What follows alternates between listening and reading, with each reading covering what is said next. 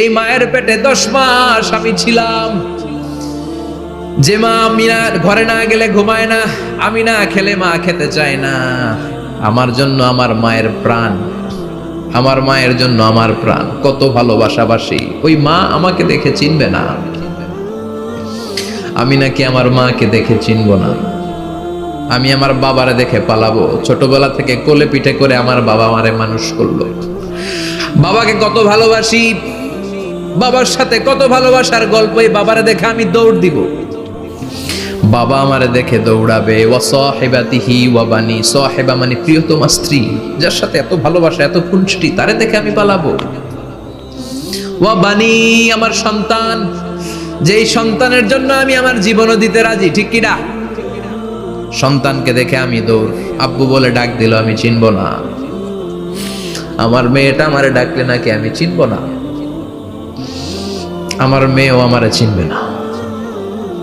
ইয়াউমা ইয়াফিরুল মারউ মিন আখিহি ওয়া উম্মিহি ওয়া আবিহি ওয়া সাহিবাতিহি ওয়া বানিহি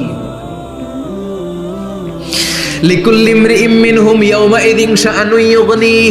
বিশ্বনবী বললেন, আয়েশা, সেদিনটা আজকের দিনের মতো নয়, ভয়ঙ্কর একটা দিন হবে। বাবা ছেলেরে চিনবে না, ছেলে বাবার চিনবে না, মা তার মেয়েরে চিনবে না, মেয়ে তার মারে চিনবে না। মা আর মেয়ের ভালোবাসার চেয়ে বড় ভালোবাসা হতে পারে? বাবা ছেলের ভালোবাসার চেয়ে বড় ভালোবাসা? স্বামী স্ত্রীর ভালোবাসার চাইতে বড় ভালোবাসা দুনিয়ায় আছে?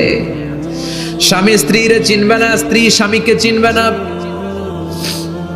বন্ধু বন্ধুরে চিনবে না, ইমাম সাহেব মুসল্লিরে চিনবে না, মুসল্লি ইমাম সাহেবকে চিনবে না। বিশ্বনবী যা বলতেন হৃদয় থেকে বলতেন, প্রাণ খুলে বলতেন, প্রাণ থেকে বলতেন, যেটা মানুষের হৃদয়কে টাচ করত। আবার বিশ্বনবী কথা বলতেন কম, কিন্তু এটার অর্থ ছিল ব্যাপক। বিশ্বনবী বলতেন, উতিতু জাওয়ামিউল কালিম, আমাকে আল্লাহ তাআলা জাওয়ামিউল কালিম দিয়েছে। বিশ্বনবী বলতেন অল্প, বলতেন অল্প, কিন্তু এটার অর্থ ব্যাখ্যা বিশ্লেষণ ভলিউমের পর ভলিউম হয়ে যায়, কিন্তু ব্যাখ্যা শেষ হয় না। সুবহানাল্লাহ।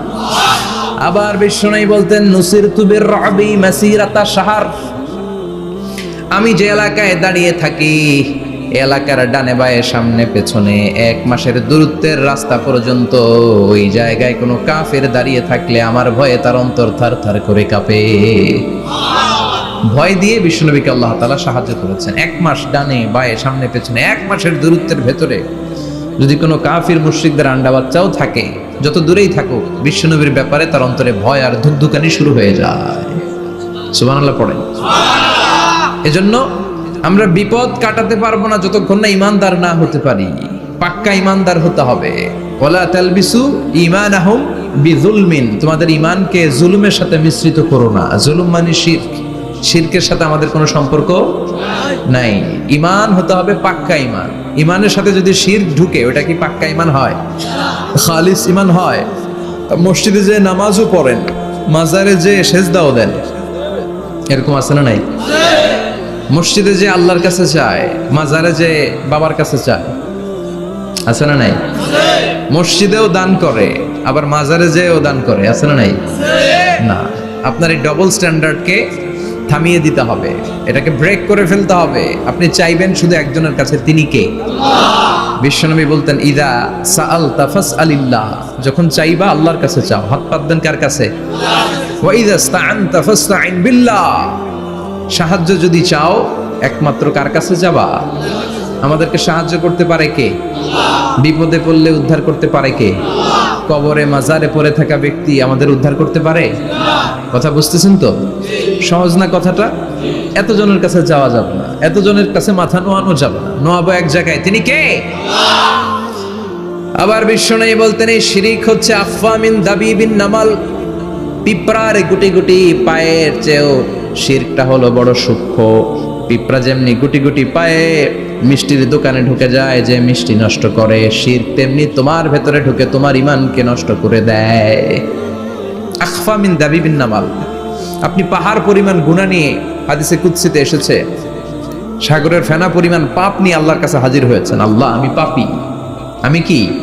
পৃথিবী না জানুক আমি তো জানি, আমি কি পাপ পাপ করেছি হায়, পৃথিবী না জানুক আমি তো জানি আমি কি পাপ করেছি হায়। আমার পাপের করলে বিচার, বাঁচার উপায় নাই আমার, দয়াময় প্রভু মাফ করো আমায়, মাফ করো আমায়। পড়ে না আমি, আমরা সবাই পাপী। আমরা কি?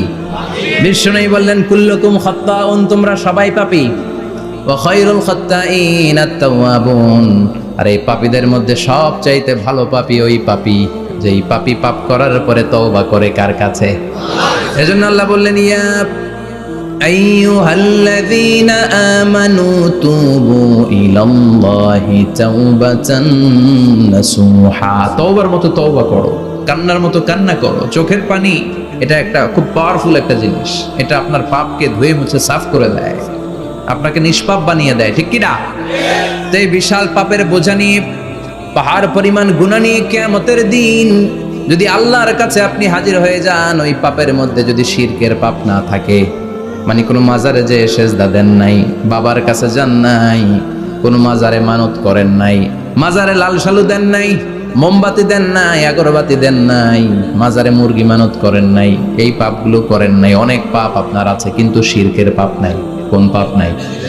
আল্লাহ বললেন হাজার কোটি পাপ নিয়ে, পাপের বোঝা নিয়ে, পাহাড় পরিমাণ অন্যায় নিয়ে, গুনাহ নিয়ে যদি আমার সামনে আসো, আর এই গুনার মধ্যে যদি শিরকের কোনো গুনাহ না থাকে, তাহলে আমি আল্লাহ পাহাড় পরিমাণ দয়ার ক্ষমা নিয়ে তোমার কাছে হাজির হয়ে যাব।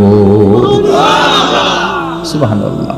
এজন্য শিরকের সাথে আমাদের কোনো সম্পর্ক, এই শিরক করলে তার মাফ নাই। ইন্নাল্লাহা লা ইয়াগফিরু আন ইউশরাকা বিহি, শিরক করে ফেললে আর মাফ নাই। এটা ভয়ঙ্কর, এটা ক্যান্সারের চেয়ে ভয়ঙ্কর। ক্যান্সারের অ্যানসার আছে, শিরকের কোনো অ্যানসার নাই।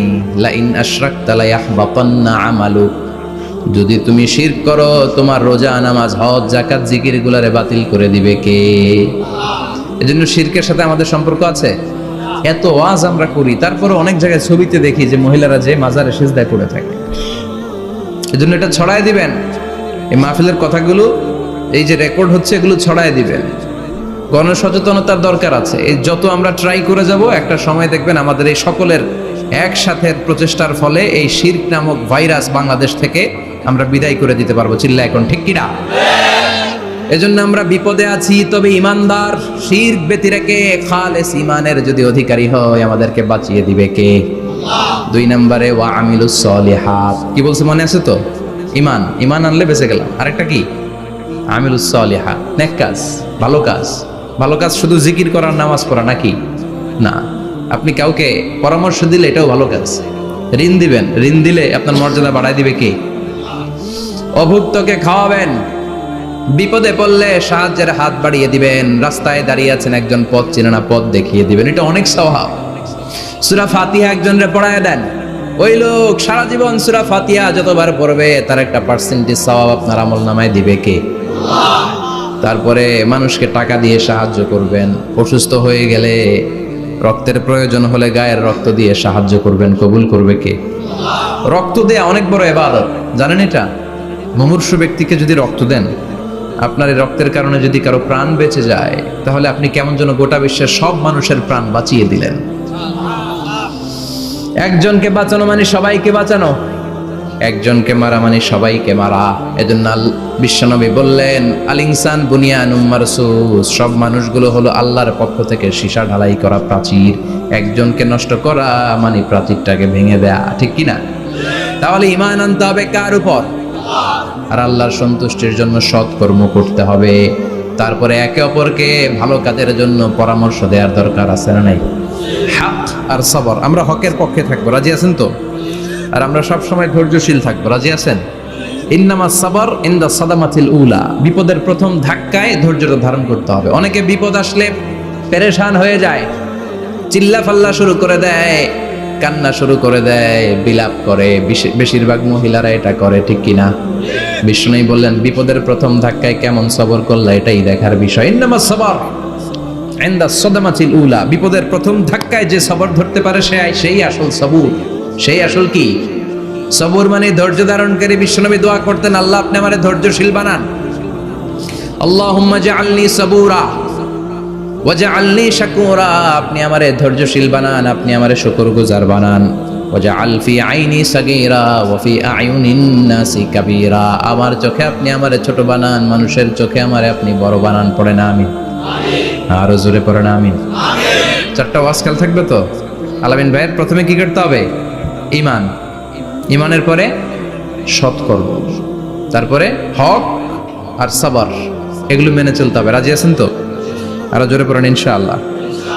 আসুন আমরা আল্লাহকে ফরমালি থ্যাঙ্কস দেই, শুকরিয়া জানাই, কালিমাতু শুকুর করি, আওয়াজ করে আমরা পড়ি আলহামদুলিল্লাহ। পড়েন রব্বানা লাকাল হামদ হামদান কাসীরান তাইয়িবান মুবারাকান ফীহি ইয়া রাব্বি লাকাল হামদু কামা ইয়ানবাগি লিজালালি ওয়াজহিকা ওয়া আযীমি সুলতানিকা লাকাল হামদু বিল ঈমান লাকাল হামদু বিল ইসলাম লাকাল হামদু বিল কুরআন। প্রশংসা করলাম কার? জোরে বলেন কার? সব সময় প্রশংসা করতে হবে কার? সে আল্লাহর পাঠানো সব চাইতে দামি মর্যাদাবান আসমানি কিতাবের নাম হচ্ছে কি? চিল্লায় বলেন কি নাম? এই যে সূরাতুল আসর তেলাওয়াত করেছে, কোন কিতাবে আছে? কথা বলেন। এই কোরআনটা হচ্ছে নূর, এই কোরআনটা হচ্ছে হিদায়াত, এই কোরআনটা হচ্ছে শিফা, এটা হচ্ছে আলো। এই কোরআন থেকে আলো নিয়ে নিজেদেরকে আলোকিত করতে হবে। কি করতে হবে? আলো। আলোর দরকার আছে না নাই? আলো ছাড়া কিছু দেখা যায়? এজন্য কোরআনকে আলো বানিয়ে পাঠালো কে? রব্বুল আলামিন বলেন, কিতাবুন আনজালনাহু ইলাইকা লিতুখরিজান নাসা মিনাল যুলুমাতি ইলান নূর। ও নবী, একটা কিতাব পাঠালাম, যেই কিতাব অন্ধকার থেকে আপনাদেরকে আলোর দিকে নিয়ে যাবে। কোন দিকে নিবে? জোরে বলেন। আমরা আলোর পথের সৈনিক, আমরা জান্নাতে যেতে চাই। জান্নাতে যেতে হলে যে বইটা মানতে হবে, বইটার নাম কি? তাহলে কিতাবে আল্লাহ আলো দিলেন, আবার হেদায়েত দিলেন। আল্লাহ বললেন, যালিকাল কিতাবু লা রাইবা ফি হুদাল লিল মুত্তাকিন। হুদাল লিল মুত্তাকিন, a guide book to those who are মুত্তাকিন। তাহলে গাইড বুক পেলাম, আলো পেলাম, আবার এটার ভিতরে শেফা আছে। কি আছে? শেফা মানে সুস্থতা, শেফা মানে রেমেডি, শেফা মানে রিকভারি। আপনি অসুস্থ হলে সুস্থ করে কে? কোরআন পরে যদি ফু দেন, সুস্থ বানায় দিবে কে? নাকি তাবিজের ভেতরে ঢুকায় ঝুলাইবেন? ঝুলানো যাবে? পড়তে হবে। কি করবেন? যে ঘরে সূরা বাকারা তেলাওয়াত করা হয় সেখান থেকে শয়তান দৌড়ে পালায়, নাকি যেই ঘরে বাকারা ঝুলিয়ে রাখা হয়? হ্যাঁ, পড়তে হবে। পরে ফু দেন, সুস্থ করবে কে? এই কিতাবের সর্বপ্রথম যে সূরাটা আল্লাহ দিলেন, ভূমিকা সূরা, এটার নাম হচ্ছে ফাতিহা। ফাতিহা মানে কি? ভূমিকা। এই সূরাটা দিয়ে আল্লাহ এই কোরআনটাকে খুললেন। পুরো কোরআনে যা আছে এই ফাতিহার 7 আয়াতের ভেতরে তা আছে। আবার এই 7 আয়াতের ব্যাখ্যা শুরু করে দিলে 30 পারা কোরআন হয়ে যায়। কোন সুবহানাল্লাহ। আবার আল্লাহ এটার নাম, বিশ্বনবী নাম দিলেন সূরাতুশ শিফা, শেফার সূরা। অসুস্থ ব্যক্তিকে সূরাতুল ফাতিহা পড়ে ফু দিলে সুস্থ করে দেয় কে? বুখারীর বর্ণনায় বিশ্বনবীর কিছু সাহাবারা মরুভূমিতে সফর করছিলেন। এক লোক অসুস্থ ছিল, কেউ কোনো জাদু মন্ত্র পড়ে ফু দিয়ে তাকে সুস্থ করতে পারছিল না। সাহাবারা বলল, আমরা পারবো। সবাই বলল, তোমরা বেদুইন, পারবা কেমনে? যাও মিয়া। সাহাবারা বলল, আমাদের কাছে এমন জিনিস আছে, এটা পড়ে ফু দিলে অসুস্থরে সুস্থ করে কে? সবাই বলে, তাইলে আসো, সুস্থ করো। সাহাবারা বলে, তাহলে আমাদেরকে খাসি দিবা 100টা, এক পাল ছাগল দিবা। কতিফু গানাম। বিশ্বনবীর এক সাহাবী ওই সাপে দংশন করা লোকটার পাশে বসে সূরাতুল ফাতিহা পড়ে ফু দিতে দেরি মুহূর্তের মধ্যে অসুস্থ ব্যক্তিটারে সুস্থ করে দেয় কে? বিশ্বাস হয়? হ্যাঁ, বাবুল ইস্তিশফা বিল কোরআন, কোরআন দিয়ে শিফা নেওয়া। কি নেওয়া? শিফা। অসুস্থ হয়েছেন, সূরা ফাতিহা পড়েন, সূরা ইখলাস পড়েন। বিশ্বনবীর হাতে একবার বিচ্ছু কামড় দিল, বিশ্বনবী সূরাতুল ইখলাস পড়লেন, সূরাতুল ফালাক পড়লেন, নাস পড়ে ফু দিলেন, ভালো করে দিল কে? আমরাও যারা অসুস্থ, আমরাও যদি ইখলাস, ফালাক, নাস পড়ি, ফাতিহা পড়ে ফু দেয়, আমাদেরকে ভালো করবে কে? বিশ্বাস হয়? বিশ্বাস হয় না কার দেখি? সবার হয়? আল্লাহ আমাদের বিশ্বাস করো, মজবুত করো। আরো জোরে পড়ি আমিন।